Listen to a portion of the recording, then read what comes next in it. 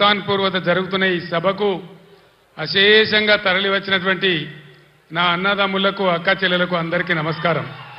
ఇక్కడ జరుగుతున్నటువంటి మెదక్ జహీరాబాద్ పార్లమెంటు నియోజకవర్గ అభ్యర్థులుగా పోటీ చేస్తున్న గౌరవ వెంకట్రామరెడ్డి గారు, గౌరవనీయులు శ్రీ అనిల్ గారు, మీ ఆశీర్వాదం కోసం వాళ్ళు ఇక్కడ ఈ సభలో మీతో పాటుగా ఉన్నారు. నేను రాజకీయంగా ఎంతో ఎత్తు ఎదగడానికి తెలంగాణ రాష్ట్రం సాధించేటువంటి పోరాట పటిమ నాకు అందించి నన్ను పెంచింది ఈ మెతుకు సీమ. మీరిచ్చిన బలమే ఢిల్లీతోని కొట్లాడి ఆనాడు ఢిల్లీ మెడలు వంచి ఈ తెలంగాణ మనం తెచ్చుకున్నాం. మీ దీవెన లేకపోతే, మీ అండదండలు, మీ ఆశీర్వచనం లేకపోతే, ఈ మెతుకుగడ్డ నీళ్లు రక్తం నా శరీరంలో లేకపోతే నాకు ఈ స్థాయి వచ్చేదే కాదు.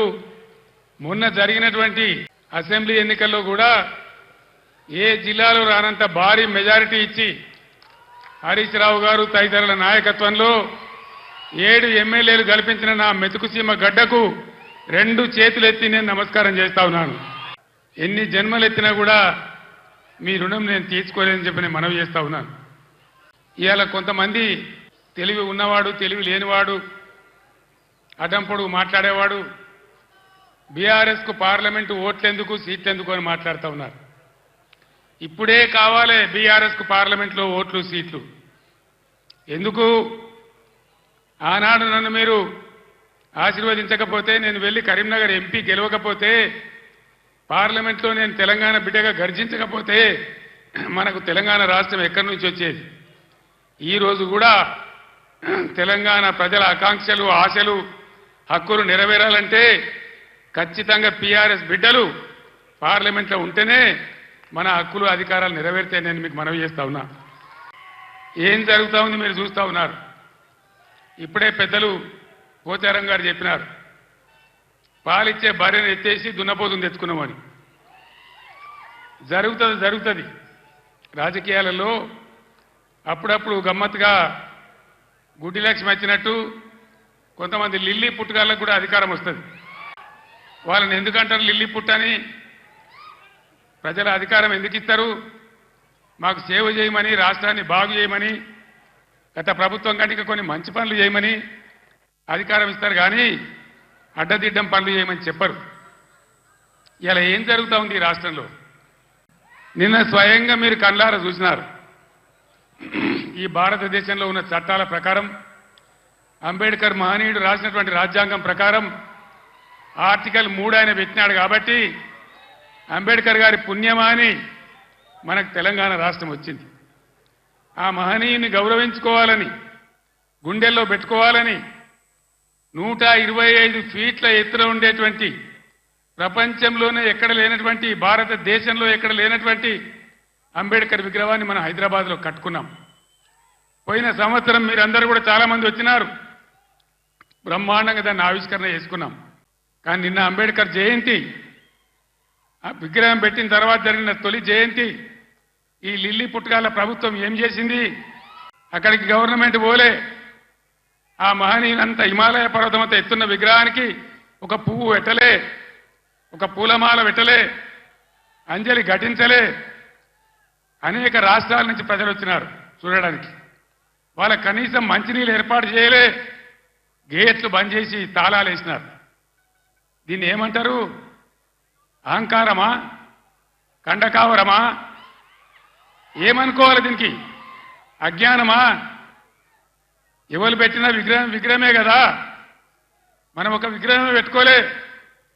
ఆయన పెట్టిన ఆర్టికల్ 3తోనే తెలంగాణ వచ్చింది కాబట్టి రాష్ట్ర సెక్రటేరియట్ కూడా, సచివాలయానికి కూడా అంబేద్కర్ మహనీయుని పేరే పెట్టుకున్నాం.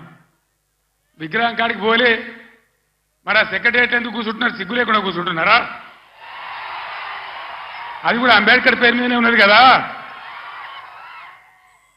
యాదగిరి గుట్ట కూడా బీఆర్ఎస్ గవర్నమెంటే కట్టింది. మరి ఆడిపోయి ఎందుకు మొక్కుతున్నారు? ఎమ్మెల్యేలు ఉండే క్వార్టర్లు కూడా బీఆర్ఎస్ గవర్నమెంటే కట్టింది. గెలిచిన కాంగ్రెస్ ఎమ్మెల్యేలు దానిలో ఎందుకుంటున్నారు? అంటే అన్ని తీసేస్తారా? మిషన్ కాకతీయ చెరువులు బంద్ చేస్తారా? ఏమేం బంద్ చేస్తారు? ఈ లిల్లీ పుట్టుగాలని నేను ఎందుకన్నా అంటే దీనికే అన్నా. తెలంగాణ ఉద్యోగ ఉపాధ్యాయ సోదరులకు కూడా నేను కోరుతా ఉన్నా, ఏం జరుగుతా ఉంది 4 నెలల సమయంలో ఇప్పుడు 5వ నెలకు వచ్చింది గవర్నమెంట్ వచ్చి. మీకు మేము ఎంత గౌరవం ఇచ్చినాం. ఆగమాగం కావద్దు, ఎలక్షన్ వస్తే పిచ్చోళ్ళలాగా ఓట్లేదు. నిలకడగా ఆలోచన చేయాలి, నిజానిజాలేందో తెలుసుకోవాలి. అప్పుడే మనకు సరి అయిన న్యాయం జరుగుతుంది.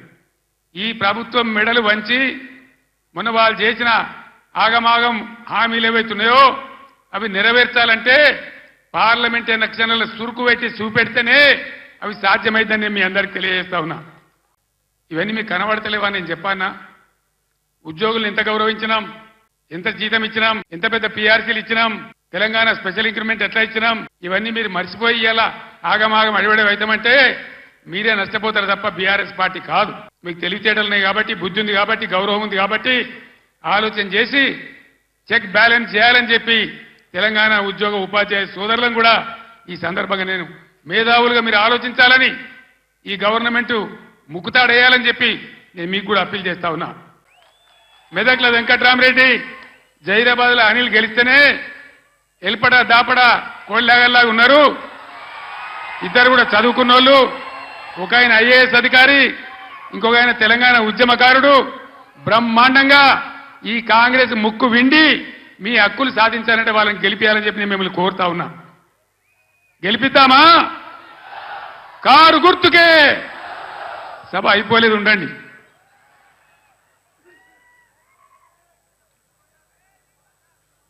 సిద్దిపేటలో మంచి దారి చూపించిన హరీష్ నాయకత్వంలో పోస్ట్ కార్డుల ఉద్యమం చేస్తా ఉన్నారు. ఇవాళ ఇక్కడ సంగారెడ్డి ఈ వేదిక నుంచి నేను యావత్తు తెలంగాణ రైతాంగానికి పిలిపిస్తా ఉన్నా. 2 లక్షల రుణమాఫీ వెంటనే చేయాలని, ఎండిపోయిన పంటలకు 25,000 నష్టపరిహారం ఇవ్వాలని, ఎకరానికి బోనస్ ఖచ్చితంగా ఇవ్వాలని, వడ్లు వెంటనే కొనుగోలు చేయాలని రాష్ట్ర వ్యాప్తంగా రైతాంగం దయచేసి రేపటి నుంచే పోస్ట్ కార్డు ఉద్యమం మొదలు పెట్టాలని కూడా సిద్దిపేటను మార్గదర్శకంగా తీసుకొని చేయాలని నేను కోరుతా ఉన్నా. పోలీసు వాళ్ళు బొమ్మలు వీకేస్తా ఉన్నారు. నేను పోలీసు మిత్రులకు మనవి చేస్తా ఉన్నా, మీ డ్యూటీ మీరు చేయండి. 10 ఏళ్ళు మేము కూడా గవర్నమెంట్ ఉన్నాం. అమాయకులను బెదిరియడం, కొట్టడం, బీఆర్ఎస్ ఫ్లెక్సీలు బికేయడం ఇదా మీ పోలీస్ డ్యూటీ? ఇలా మేము కూడా లెక్క పెడతా ఉన్నాం. నేను పోలీసు పేరెత్తంగానే ప్రజలు ఎట్లా మాట్లాడుతున్నారో మీరు చూస్తున్నారు. ప్రజల గోల చూస్తున్నారు. ఇప్పటికైనా మీ అరాచకాలు బంద్ చేయండి, జాగ్రత్త. లేకపోతే మళ్ళా గ్యారంటీగా బీఆర్ఎస్ అధికారానికి వస్తుంది. అప్పుడు మీ గతి ఏమైందో ఆలోచన చేసుకోవాలి. 10 ఏళ్ళు మేము ఉన్నామే, 10 ఏళ్ళు నేను ముఖ్యమంత్రిగా ఉన్నానే, ఒక్కరోజన్నా మేము ఈ దౌర్జన్యం చేసినామా? ఎవరినైనా వేధించినామా? మరి ఎందుకు మీడియాలో మితిమీరిన పనులు చేస్తా ఉన్నారు పోలీసులు? దయచేసి మానుకోండి పోలీస్ సోదరులారా. మేమన్నీ రికార్డు చేస్తా ఉన్నాం.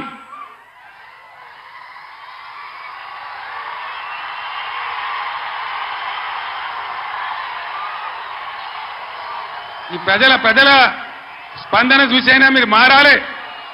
డీజీపీ గారు మీరు మారాలని నేను చెప్తా ఉన్నా. లేకపోతే మీ మీదకి ప్రజలే తిరుగుబడే రోడ్ వస్తుంది, జాగ్రత్త అని నేను చెప్తా ఉన్నా. మా కార్యకర్త తెలంగాణ ఉద్యమకారుడు సల్వాజీ మాధవరావు అని కరీంనగర్ జిల్లా ధర్మారంలో, పెద్దపల్లి జిల్లాలో ఆయన సోషల్ మీడియాలో ఒక పోస్ట్ పెట్టిండని చెప్పి ఆయన మీద అక్రమ కేసులు పెట్టి ఇలా జైలు తరలించినారు. ఆయన కరీంనగర్ జైల్లో ఉన్నాడు. ఇది మీకు న్యాయమా? డీజీపీకి ఏమైనా గౌరవం ఉంటే ఆ సల్వాజీ మాధవరావు మీద ఏదైతే జరిగిందో దాని మీద స్పెషల్ కమిటీ సీనియర్ ఐపీఎస్ ఆఫీసర్తో ఎంక్వైరీ చేయాలి. ఏ సబ్ ఇన్స్పెక్టర్, ఏ సర్కిల్ ఇన్స్పెక్టర్ దౌర్జన్యానికి పాల్పడ్డాడో వాళ్ళ మీద మీరు చర్యలు తీసుకోవాలి. లేకపోతే తస్మాత్ జాగ్రత్త, మేము న్యాయస్థానం తలుపులు దాడతామని మనవి చేస్తా ఉన్నా. మేము కూడా మస్తుగా చూసినాం. నేను కేంద్ర మంత్రిగా పనిచేసిన, రాష్ట్ర మంత్రిగా పనిచేసిన, ఇదే జిల్లాలో 20 ఏళ్ళు ఎమ్మెల్యేగా ఉన్నా, ముఖ్యమంత్రిగా పనిచేసిన, కానీ దౌర్జన్యాలు ఎన్నడూ మీతో మేము చేయించలే.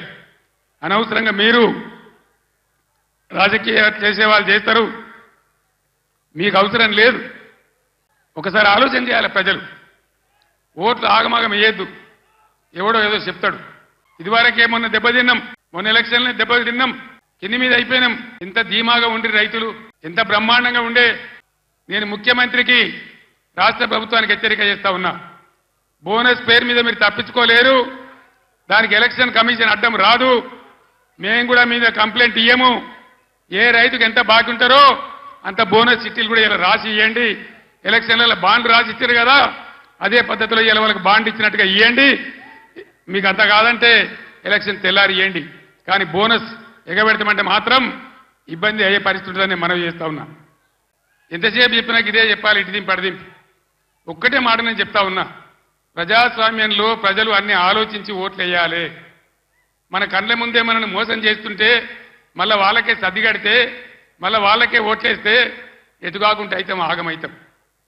సంగమేశ్వర బసమేశ్వర కావాలన్నా, కాళేశ్వరం పనులు పూర్తి కావాలన్నా, కడుపు నిండా మళ్ళీ నీళ్లు రావాలన్నా, కరెంటు మంచిగా రావాలన్నా ఈ ప్రభుత్వాన్ని మెడలు వంచాలి. నేను ఇంకో మాట కూడా మీకు చెప్తా ఉన్నా. వాస్తవంగా వాళ్ళు గెలిచినరు, మాకేం ఓర్వలేనితనం లేదు. వాళ్ళు కూడా ఉండాలి, 5 ఏళ్ళు పనిచేయాలి. అప్పుడే నల్లదేందో తెల్లదేందో తెలుస్తుంది. కానీ ముఖ్యమంత్రి మాట్లాడే మాటలు చూస్తే, సభలలోనే వణుకుడు చూస్తే తిరగబడ్డ జనం తెలంగాణలో. సర్వే రిపోర్ట్లు వస్తున్నాయి, కాంగ్రెస్కు 2 సీట్ల కన్నా ఎక్కువ రావు అని. అంతటా అన్ని జిల్లాలలో కూడా రైతాంగం తిరగబడతా ఉంది. అందుకే ముఖ్యమంత్రి నిన్న నారాయణపేట సభలో ఆయన భయం, ఆయన కంపం చూస్తే ఈ గవర్నమెంట్ ఏడాది కూడా ఉండట్లేదని మనం చేస్తా ఉన్నా. ఎవడు ఎప్పుడు పోయి బీజేపీలో కలుస్తాడో, ముఖ్యమంత్రి జంపు కొడతాడో, ఏమవుతుందో. ముఖ్యమంత్రి ఈడో మాట మాట్లాడతాడు, ఢిల్లీకి పోయి బీజేపీ కోటేమని టీవీలో చెప్తాడు. అంటే ఏం జరుగుతుంది? ఎవరికి ఎవడు బీ టీము, ఎవరు కలిసిపోయినరు ఒకసారి ఆలోచన చేయాలి. దయచేసి ఏ మార్పాటుగా ఉంటే ఇబ్బంది జరుగుతుంది. కాంగ్రెస్ గతంలో కూడా మీరు 60 ఏళ్ళు చూసినారు. ఇంకా కూడా ముందరికి మోసపోతే దెబ్బతింటాం. ఇక బీజేపీ పార్టీ ఏమన్నా ఏకైనా పనిచేసిందా మన రాష్ట్రానికి? పెద్దలు చెప్పారు, అక్కెరకు రాని చుట్టము మొక్కిన మరం ఇయ్యని వేల్పు మోరమున దానెక్కిన బారని గుర్రము గ్రక్కున విడవంగా వలవి కదరా సుమతన్న. బీజేపీ అక్కరకు రాని చుట్టం. ఒక మెడికల్ కాలేజ్ ఇయ్యలే, ఒక నవోదయ కాలేజ్ ఇయ్యలే, ఒక జాతీయ ప్రాజెక్ట్ ఇయ్యలే. నేను స్టేజ్ ఎక్కుతుంటే హరీష్ రావు మాట్లాడుతుంటే విన్నా, ఆయన అన్ని చెప్పిండు. అవన్నీ 100% కరెక్టు. బీజేపీకి ఓటేసినా మన మంజీరా నదిలో వాడేసిన గంతే, అది ఎందుకు పనికిరాదని మనం చేస్తా ఉన్నా. యువకులు ఒక గాడు పిల్లవాడు కొట్టుకొని పోకుండా, పిచ్చి పిచ్చిగా గుడ్డిగా ఓట్లేయకుండా దయచేసి ఆలోచన చేయాలి. ఇవాళ తెలంగాణకు న్యాయం జరగాలంటే, తెలంగాణ హక్కులు కాపాడాలంటే, తెలంగాణ ప్రాజెక్టులు కంప్లీట్ కావాలంటే, మళ్ళా రైతాంగానికి మళ్ళా మేలు జరగాలంటే ఈ ఆగమాగం పార్టీలు కాదు. తెలంగాణ హక్కుల కోసం పేగులు దిగదా కొట్టాడే ఒకటే ఒక పార్టీ బీఆర్ఎస్ పార్టీ, గులాబీ జెండా. ఆ జెండా ఉన్న కారు గుర్తుని ఆదరించాలి. దయచేసి మీ అందరినీ నేను మళ్ళొకసారి కోరుతా ఉన్నా. ఇటు వెంకట్రామరెడ్డి గారు, మీరు కూర్చోండి అమ్మా, క్యాండిడేట్లు ఇంప్రూవ్ చేద్దాం. మీరు కూర్చోండి అమ్మా, మీరు కూర్చోండి బ్రదర్. వెంకట్రామరెడ్డి గారు ఒక ఐఏఎస్ అధికారి, ఈ జిల్లాకు సేవ చేసిన వాడు. ఆయనకు డబ్బులు అవసరం లేదు, సేవ చేద్దామని వచ్చినాడు. దయచేసి మెదక్ అభ్యర్థిగా వెంకట్రామరెడ్డి గారు కారు గుర్తు కొట్టేసి గెలిపించండి. అనిల్ కుమార్ 2000 నుంచి బ్రహ్మాండంగా తెలంగాణ ఉద్యమం నుండి పోరాటం చేసిన బిడ్డ, బలహీన వర్గాలకు చెందిన బిడ్డ. ఆయన జైరాబాద్ పార్లమెంట్ నిలబడ్డాడు. దయచేసి అనిల్ కుమార్ గారిని జైరాబాద్ పార్లమెంట్ నుంచి గెలిపించమని మిమ్మల్ని కోరుతూ, ఆగమాగమైతే అడిబడివైపోతాం. ఆనాడు నేను చెప్పిన తెలంగాణ తెస్తాను మీ బిడ్డగా. నేను మళ్ళా చెప్తా ఉన్నా, మీ ఆశీర్వచనంతో గ్యారంటీగా ఈ రాష్ట్రంలో మళ్ళా బీఆర్ఎస్ గవర్నమెంట్ తెస్తా. మా రైతాంగాన్ని అంతా, అన్ని వర్గాల ప్రజలనంతా కాపాడతా. మా దళిత బిడ్డలకు మళ్ళా దళిత బంధు కూడా ఇచ్చి తీరుతా. మీ ఆశీర్వాదంతో ముందుకు సాగుతానికి మనవి చేస్తూ, ఇంత పెద్ద సంఖ్యలో ఏ సిటీ పక్కకు లేకపోయినా, ఏ టౌన్ పక్కకు లేకపోయినా, ఇంత పెద్ద ఎత్తులో ఈ సభకు తరలి వచ్చినటువంటి మీ అందరికీ కూడా పేరు పేరున ప్రతి ఒక్కరికి ధన్యవాదాలు తెలియజేస్తూ నేను సెలవు తీసుకుంటా ఉన్నా. జై తెలంగాణ. గట్టిగా చెప్పాలి, జై తెలంగాణ.